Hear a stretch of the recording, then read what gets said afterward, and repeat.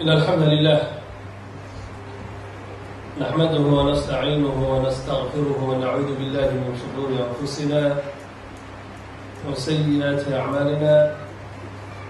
من يهده الله فهو المهتدي ومن يضلل فلا هادي له وأشهد أن لا إله إلا الله وحده لا شريك له وأشهد أن محمدا عبده ورسوله أما بعد قال الله تعالى بعد أعوذ بالله من الشيطان الرجيم يا أيها الناس اتقوا ربكم الذي خلقكم من نفس واحد وخلق منها زوجها وبث منهما رجالا كثيرا ونساء واتقوا الله الذي تساءلون به والأرحام إن الله كان عليكم رقيبا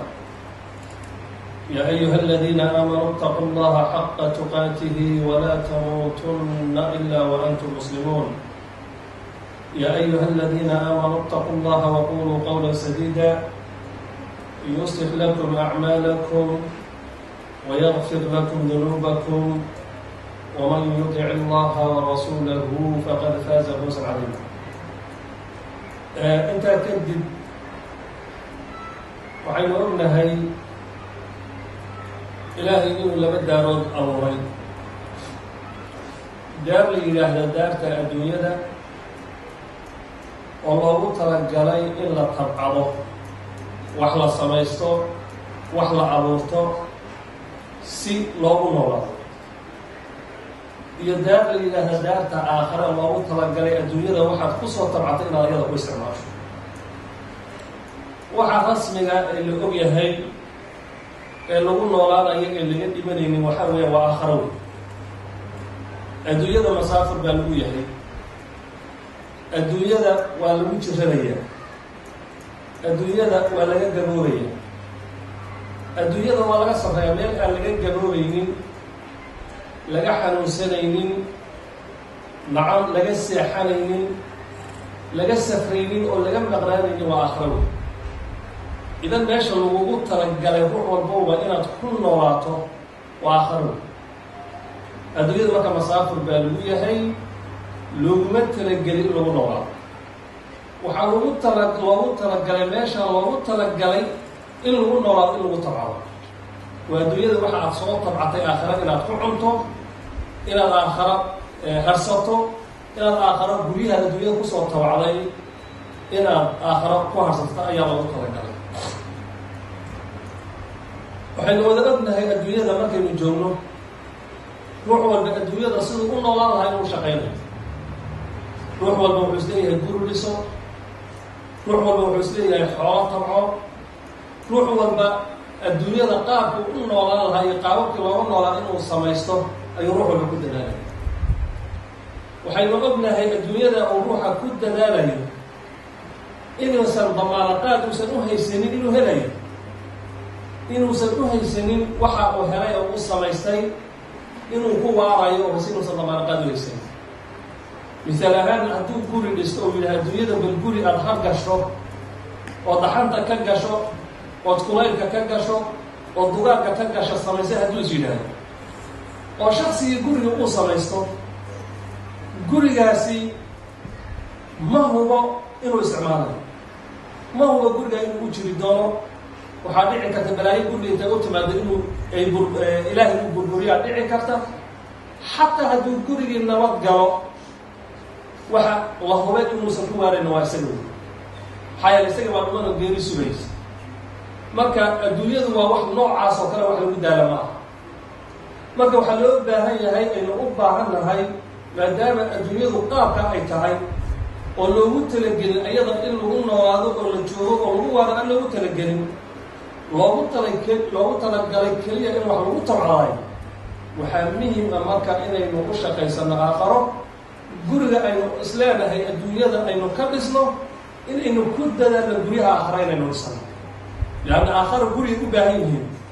oo ruux walba inuu yidhahdo aakhara gurigeedii baan dhisanaya ruuxii uu raadiyey asbaabtii guri aakhara uu ku heli lahaa ruuxii uu raadiyey asbaabtii uu aakhara xoolo ku heli lahaa ruuxii uu raadiyey asbaabtii aakhara uu janno ku heli lahaa ilaa meesha lagu waarayo ee la deganaanayo waxaa halkaa iyada adduunyada safar baa lagu yahay sidaa darteed guryaha jannada iyo guryaha adduunka haddii la muqaaraneeyo guryo isku mida ma aha maxaa yeelay guryaha jannada ku yaalla bulukeetiga ama dhagaxa lagu dhisay waxay ka kooban yihiin dahab iyo fidda ka kooban yihiin meesha adduunyada dhagax iyo wax la isku dhaqoobay iyo wax la isku daray lagu dhisay qaska lagu shamiiteynayo iyo biyaha lagu qasina waa barfuum gurigaasi ma aha guri baaliyoobaya oo dubaya ma aha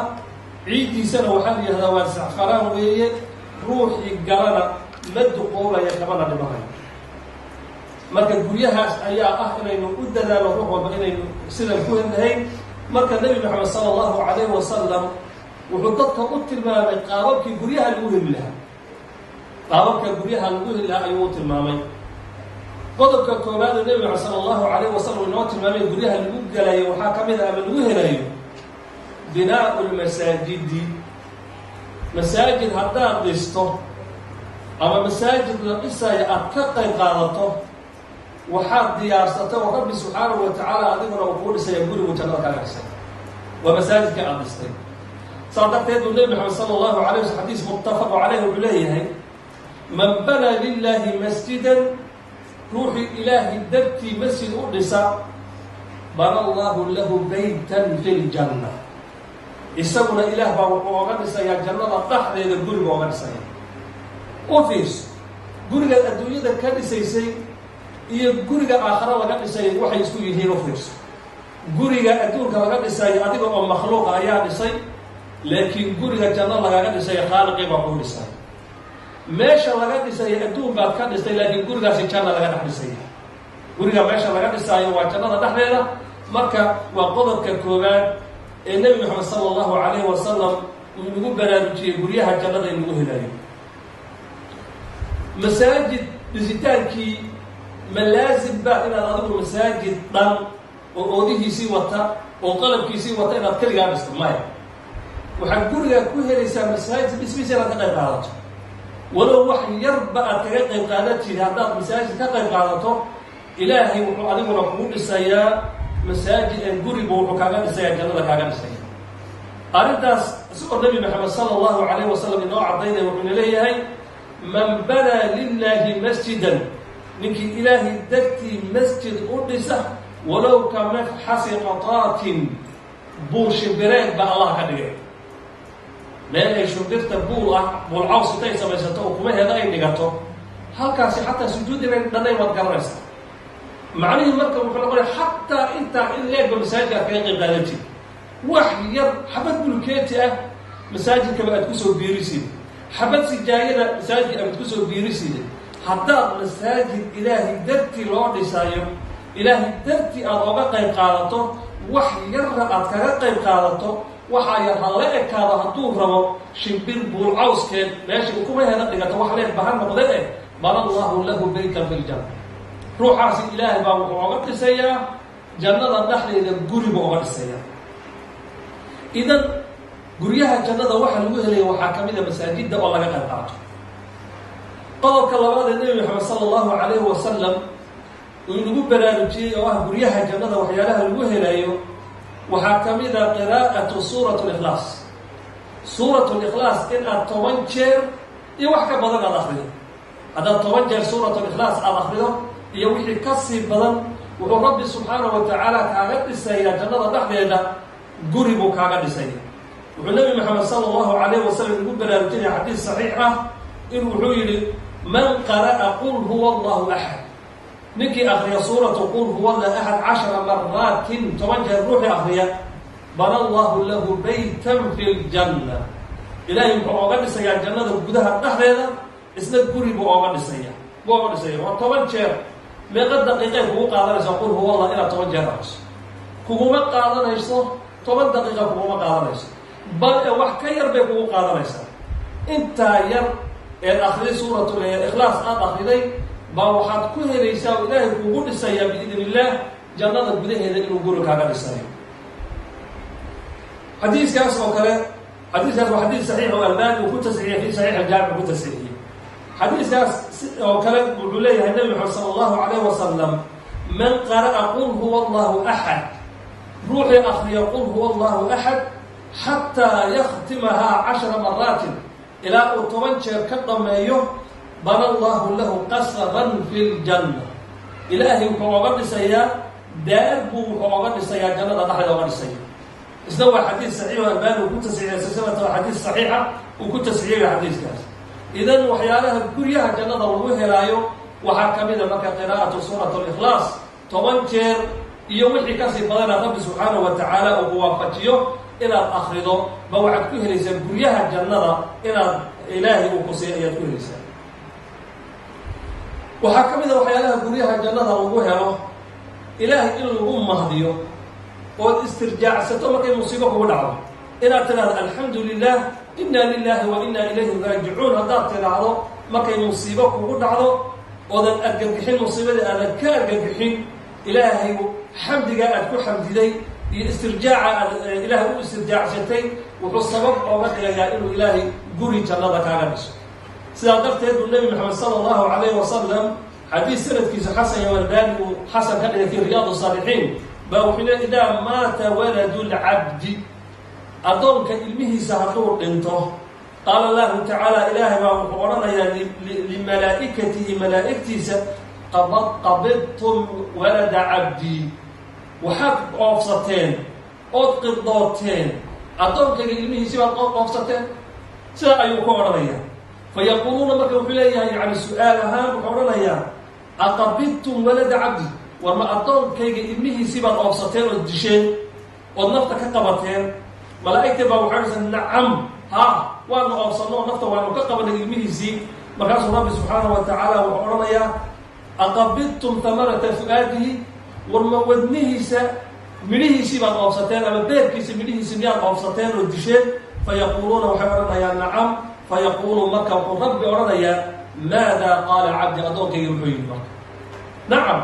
ilmihii oobsada oo hal la dilo oo hal dhinto oo yani naftiisii hal la gooyay adoonkii ilmaha dhalay muxuu yiri ilmihiisa ma qodinto fayaquluna marka waxa oran hamadaka wa kugu mahdi alhamdulillah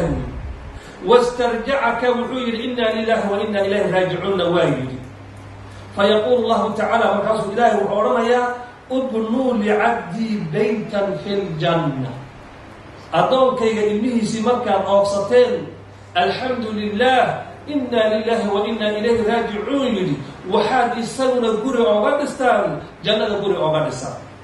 وسموه كم مقعاب قرئ دائسة بيت الحمد مهد قرئ مهدنت إلهي قرئ يسوكم مقعاب إذن أسبابت قرئها جنة الله إليه محاكمة ما كي مصيبة كبرد على مصيبة كبرد على إلى أن كأرجحين وذكر أولاد بودين وذكرين هو يبايع على دهين وذا تقدم إله إنما يكون تماده وتقول الحمد لله إنا لله وإنا إليه راجعون سيدا هذا تراده وهو رب سبحانه وتعالى هو أبا المرينيا أنت أتردرت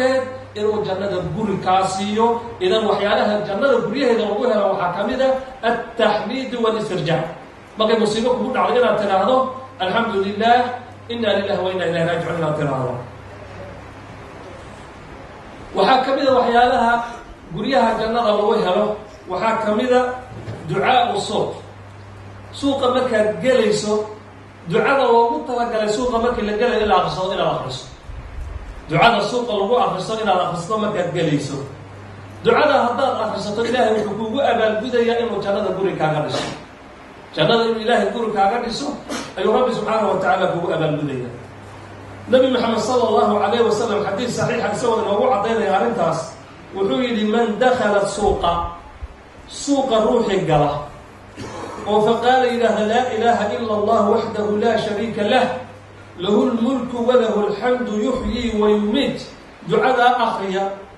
wa huwa xayun laa yamuutu biyadihi alkhayr wa huwa calaa kulli shayin qadiir kataba allahu lahu ilaahay wuxuu u qorayaa alfa xasanatin wamaxa canhu ilaahay wuxuu kaga tartirayaa alfa sayi'atin ورفع له وحكر الله قاضى ورفع له بالله كر قاضيا ألف درجة كن درجة إلى كر قاضيا وبنى له بيتا في الجنة مركز سوق الجلسة الدعاء هذا خصته هل دقيقة وقع الله يسوع هل كي دقيقة الدعاء كو أخصتي بإله وحكومة سنة كل حسنات وحكومة سنة wuxuu ilaahay kaaga tirtirayaa kun sayi-aad buu ilaahay kaaga tirtiraya wuxuu ilaahay darajadaada kor oogu qaadayaa kun darajaad buu ilaahay kor oogu qaadaya isla markaana waxaad mustaxib u noqoto oo ilaahay kaaga dhisayaa jannada dhexdeeda guri buu kaaga dhisaya idan asbaabta lagu helo guryaha jannada waxaa ka mid a suuqa markaad gelaysa ducada inaad akrisato ducadaas inaadan iloobin ood akrisato ayaa ka mid a asbaabta lagu helayo guryaha ee jannada lagu helayo dayib waxaa ka mid a asbaabta lagu helayo guryaha jannada safafka salaada meel banaan haddaad aragto inaad meeshaa buuxiso saddu lfuraji fi sufuufi salaa salaada ila safafka in la buuxiyo oo la dhammaystiro oo saf banaan isagoo saf banaan iyo safka kale aan la bilaabin baa loo baahan yahay safkii haddaad aragto meel qaawan ama meel banaan haddaad aragto meeshaa waa inaad gasho gelitaanka aad meeshaad buuxisay waxaad sabab ilaahay uu kaaga dhigayaa inuu guriga inuu jannada guri kaaga dhiso ayuu sabab u noqonaya nabi maxamed sala allahu calayhi wasalam arrintaan isagoo inoo caddaynaya wuxuu yidhi man sadda ruuxii yacni duuda ama buuxiya furjatan meel bannaan oo safka ka mida bana allahu lahu baytan fi ljanna ilaahay ruuxa intaa uu buuxiyey booskaa safka ka bannaan uu buuxiyey sababtiisa ilaahay wuxuu ooga dhisayaa ruuxii buuxiyey gurigu asna wuxuu ooga dhisayaa jannada ooga dhisaya wa rafacahu ilaahay wuxuu kor u qaadayaa biha ay bisababiha buuxinta uu buuxiyey darteed darajatan darajo kor u qaadaya waa intaa keliya meel bannaan baad safki ka buuxisay meeshaa bannaan eed buuxisay wuxuu ilaahay kugu dhisayaa guri buu jannada kaaga dhisaya wuxuu ilaahay kor kugu qaadayaa darajo ayuu kor kugu qaadayaa idan waxyaalaha lagu helo guryaha jannada waxaa ka mid ah safka salaada meelaha bannaan ama sufuufka salaada meelaha bannaan oo la buuxiyo oo la owdo oo bannaanidii laga buuxiyo taa ayaa ka mid a waxyaalaha lagu helo salaada yani jannada guryaheeda lagu helo waxaa ka mid a waxyaalaha lagu helo jannada guryaha waxaa ka mid a muwaadabata cala sunani rawaatib almuwaadabatu inuu ruuxu daa'imo calaa sunani rawaatib rawaatibta sunnooyinka loo yaqaano ee salaadaha faradka la socda hadduu ruuxu daa'imo waxay ka mid tahay asbaabta rabbi subxaanahu wa tacaala uu ku siinayo guryaha jannada uu ku siinayo ayay ka mid tahay nabi maxamed sala allahu calayh wasalam xadiid saxiixa isagoo inoogu muslim wariyey isagoo inoogu caddaynaya arrintaas wuxuu leeyahay man sallaa fii yowmin wa laylatin ninkii habeen iyo maalin tukada 12 ragcatan 12 ragcadood tukada buniya lahu baytun fi ljannati jannada dhexdeeda waxaa looga dhisaya guri baa looga dhisaya 12 ragcadood ninkii tukada habeenkii iyo maalintii markii laysku daro oo sunno ah oo weliba sunnooyinka rawaatibta ah maa sunnooyinkii mutlaqa ma aha waa sunnada duhurka uu leeyahay iyo sunnada cishaha uu leeyahay iyo sunnada maqribka uu leeyahay iyo sunnada salaada subax ay leedahay wey intaa hadduu tukado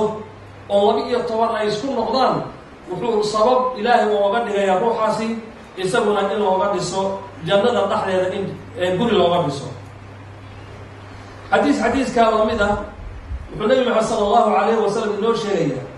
man haabara calaa 12 ragcatan min asunnati ninkii 12 ragcadood ku dadaalo oo daa'ima bana allahu lahu baytan ilaahay wuxuu oga dhisayaa guri fi ljannati jannada dhexdeeda marka ragcadihii buu kuu sheegayaa 4 ragcadood 4 rakcaatin 4 ragcadood qabla duhri waa duhurka hortiisa weeye wa ragcatayni 2 ragcadoodna bacdaha duhurka gadaashiisa weeye 4 iyo 2 markii laysku daro 6 baad halkaa ku haysataa 12 ragcadood baa la rabaa inaad fahanto si aad u daa'imto 4 ragcadood duhurka way ka horeysaa 2 ragcadoodna duhurka way ka dambaysaa 6 ragcadood halka ayaad ku haysataa wa ragcatayni 2 ragcadoodna bacda 2 ragcadoodna waa maqribka gadaashiisa 6 baad haysatay waxay noqonaysaa 7 8 bay noqonaysaa 2 ragcadood maqribka ka dambaysaa wa ragcatayni 2 ragcadoodna bacda alcishaa 2 ragcadoodna cishaha ayay ka dambaysaa halkaasi marka 10 ragcadood baa haysaa waxaa kuu soo hadhay oo keliya 2 ragcadood 12 ragcadood 2 ragcadood baa kuu soo hadhay waa ragcatayni 2 ragcadoodna qabla alfajri salaada subax bay ka horeysaa 12 ragcadood ee guriga jannada ku helaysay waa 12 harwi 6 duhurka uu iska leeyahay iyo 2 maqribka uu iska leeyahay iyo 2 cishaha uu iska leeyahay iyo 2 ay salaada subax ay leedahay waxaa ka mid ah waxyaalaha kale ee jannada lagu helayo guryaheeda ka mid ah iimaan يعني أول شيء وحاورت إيمان إن النبي محمد صلى الله عليه وسلم من إله وما سمينا تهي من النبي محمد وما سمينا تهي صادرته والنبي محمد صلى الله عليه وسلم من إليه حديث صحيحة أنا زعيم لمن آمن بي وحنقب القاضي يا روحي أنك إرهمية وهو أسلم مسلما أما هو قال سنة وهاجر هجروده بيت قرب بلقاضيا في ربض الجنة جنة طرفت لكويالا وبيت قرب بلقاضيا في وسط الجنة جنة نحن لكويالا وبيت قرب بلقاضيا في أعلى غرف الجنة جنة قرفوي كذا وصل الرئيسة كويالا يوم بلقاضيا روحي مثلا النبي محمد صلى الله عليه وسلم oo islaamnimadiisu dhab ay noqoto oo hijrooda waxa uu ballan qaadayaa in baytu fi rabd aljanna rabdiga waxa la yiraahdaa jannada fiilaheeda guri ku yaal ayaa u ballan qaadaya waxa kale uu ballan qaadayaa baytu guri fi wasat aljanna jannada dhaxdeeda guri ku yaalana waa u ballan qaadaya wa baytu guri baa u ballan qaadaya fi a'la quraf aljannati jannada qufaheeda kuwa sareeya ku yaala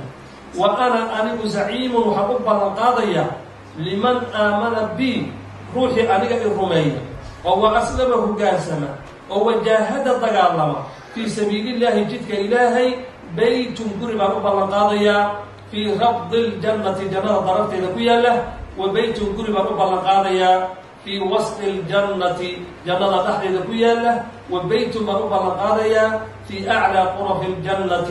جنة قرفوي قد أصر يسكوتشنا فمن فعل ذلك أنت روح سمايا لن يدع للخير مطلبا ولا من الشر مهربا يموت حيث شاء أن يموت ماش ودونها كل انتهى مرة حديث كاس صحيح أنا وحينوش وقريها وحلوها إن أيتها إيمان نبي محمد إلى الرميسو إيا إن المسلم نبقى نقطوه وقالسته إيا جهاد إلى إن أفتقى القرشو أيها كميدة وحيالها ووهلو قريها الجنة وحلوها قريها الجنة أو كره ترك الجدال ضد إلى قطعت ولو كان محقا ولو ضد أن مدتد به محق أن نقطد أو شيء أغلاده أو حق أن تكون دون جدي ضد إلى تكتك تتجتان كأضد يمورا كأتكتك رب سبحانه وتعالى كان يصور جمال الجبور كاسين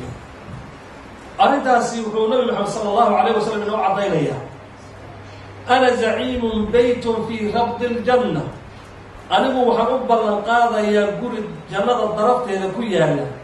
لمن ترك المراء ضد روحك ترى وإن كان محقا هبا الروح مطيق حق ليه كنت هذا يا هبا النقضي يعني إن هذا الدودين ولو حق الله هذا هيبا النقضي أدو حق هذا كون كلفايو إن أدو حتى يعني أي كون بنانتا إلى الضوضو لكن سي غوريغاس جنة كويالا أدو هشو ضوضا إلى نسكاكا تكتو يا هبون حق الله هذا إلى مور الدرتي وقت تكتانا وحكمتها وحيالها إلهي وقوسينا يقوليها جنة وقوسينا وحكمتها وحيالها يقوليها جنة ووهرا ترك الكذب إنه الروح كتغ بين وكتغ أو بين عرب كيسو إلهي ولو كان مازحا هبا نقول بيت كفتمايا حتى هذا كفتمايا بينها بعض سكا إلهي البين هاي البين وآفوي كل الشر أو بينت اللي يكون شنا هاي البين وحكموها نونيسا فجور بكوها نونيا يا حمام بكوها نونيا حمانتنا وحكموها نونيسا نار بكوها نونيسا marka ruuxu inuu beenta ka tago walow maazixan hadduu rababa mid kaftamaya ha noqde waxay ka mid tahay waxyaalaha ruuxa uu ku helayo guryaha jannada uu ku helayo ayay ka mid tahay nabi maxamed sala allahu calayhi wasalam arrintaa isagoo inoo caddaynaya wuxuu leeyahay ana zaciimun baytun fii rabdi ljanna, anigu waxaan u ballan qaadayaa ruux guri jannada ku yaala daraftiisa,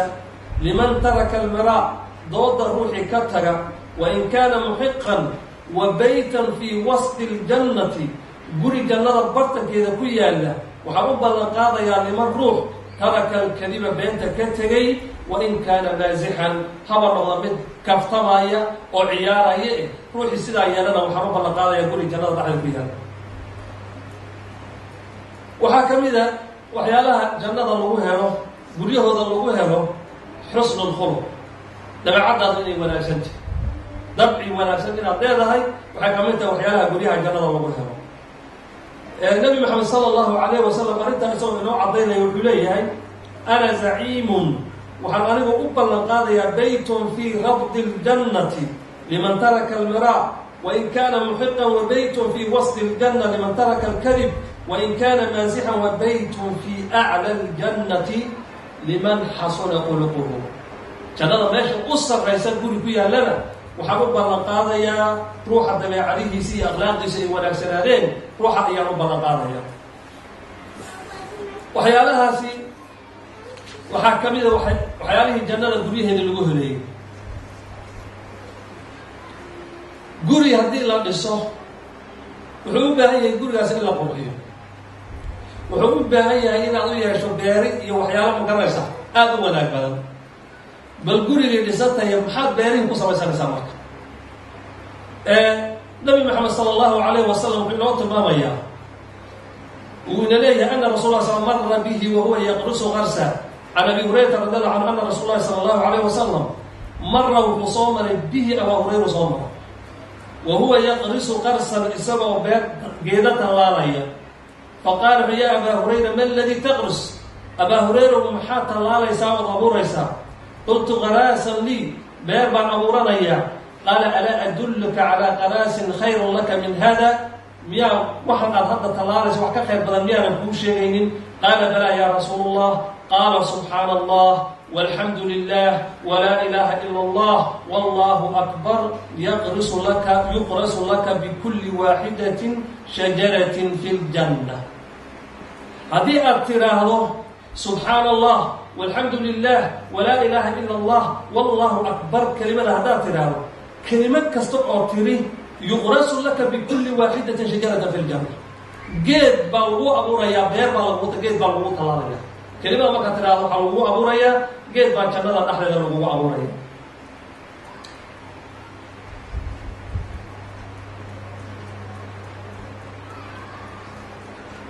xadiid kale oo arrintaa caddaynaya nabi maxamed sala allahu calayh wasalam wuxuu inoogu tilmaamay, wuxuu yidhi waxaan la kulmay nebi ibraahim, habeenkii la indheermay baa waxaan la kulmay nebi ibraahim calayhi salaam. markaasu wuxuu ya muxamed iqra' ummataka mini salaam, ummadaada waxaad iga gaadhsiisaa salaan iga gaadhsii, wa akhbirhum una sheeg ana aljannata tayiba, jannadu inay tayibatu turba, jannadu inay tahay ciiddeedu mid wanaagsan, cadbatulmaa biyaheeduna ay macaan yihiin, wa annahaa jannadu qiicaanun inay qiicaano tahay, wa anna qiraasahaa tallaalkeedii iyo abuurkeedii waxa lagu abuurana uu yahay subxaana allah walxamdu lilah walaa ilaaha ila allah wallahu akbar in lagu abuurayo, walaa xawla walaa quwata billah in lagu abuurayo u sheeg. oo markaad dikrigaa akriso waxaa lagu tabcayaa oo lagu abuurayaa janno ayaa lagu abuurayaa. sida oo kale nebi maxamed sala allahu calayh wasalam wuxuu yihi xadiis saxiixa, man qaala subxaana allah walxamdu lilah walaa ilaaha ila allah wallahu akbar, ninkii yidhaahda qarasa allahu bikulli waaxidatin minhunna shajaratan fi ljanna, ninkii sidaa yidhaahda ilaahay kelimo kasta oo ku hadlay wuxuu oogu abuurayaa geed buu jannada dhexdeeda ugu abuurayaa. sida oo kale nabi maxamed sala allahu calayh wasalam arrintaa isagoo noo sheegaya wuxuu leeyahay man qaala subxaana allahi alcadiim wa bixamdihi, ninkii sidaa subxaana allahi alcadiim wa bixamdihi ninkii yidhaahda qurisat lahu waxaa loo abuurayaa naklatun, timir baa loogu abuurayaa fi ljannati, jannada dhexdeeda. intaa keliya intay kugu qaadanaysaa oo daqiiq subxaana allahi wa bixamdihi intay kugu qaadanaysaa sakar xataa ma dhan. mar alla markaad tidhaahdo subxaana allahi wa bixamdihi inta keliya markaad tidhaahdo beer timir ah waxaa laga abuurayaa jannada dhexdeeda lagaga abuuraya.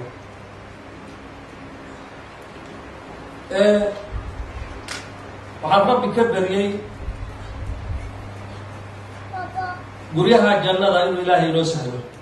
inuu ilaahay ina siiyo, inaguna inuu ilaahay inaga dhigo kuwii guryaha jannada raadiyo. asbaabta aynu ku heli lahaynna